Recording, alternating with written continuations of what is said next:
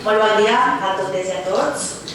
Si us sembla, comencem. Tenim quòrum suficient, si són puntuals. Abstencions?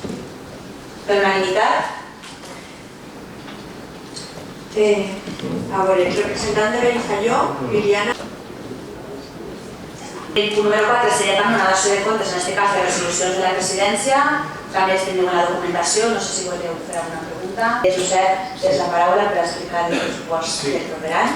El pressupost del Consorci per a l'any 2023 puja un total de 89.162.910 euros. S'agrupen totes les partides en les que la Diputació és la portadora, una xicoteta partida, que no és la xicoteta. Bueno, pues entonces pasaríem votació. Cap abstenció? La resta a favor?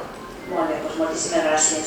A mesura que van fent-se, es fem per decret i després ja les portem a ratificar a l'Assemblea. Metres quadrats com a aeroport que permeta les labors de rescat sobre contra abstencions denegat, però no n'hi ha més.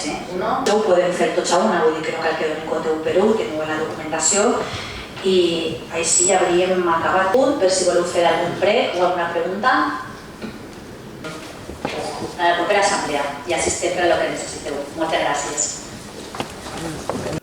Bé, doncs la veritat és que hem aprovat un pressupost de prop de 90 milions d'euros per al Consorci Provincial de Bombers.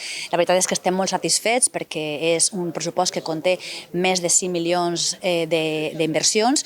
És importantíssim, també hem aprovat avui la cessió de l'espai que l'Ajuntament d'Alzira ens ha cedit per tal de ficar ahir l'heliport, que ha sigut per a nosaltres una gran millora, tenint en compte que tenim l'helicòpter de rescat que utilitza el grup del Gera. I també una cosa molt important que hem aprovat avui ha sigut la plantilla del personal per l'any 2023, que ja són 1.404 persones i entenem que el Consorci va fent-se gran i està dotat d'un pressupost suficient per tal d'afrontar el 2023 amb garanties de que tot vagi molt bé.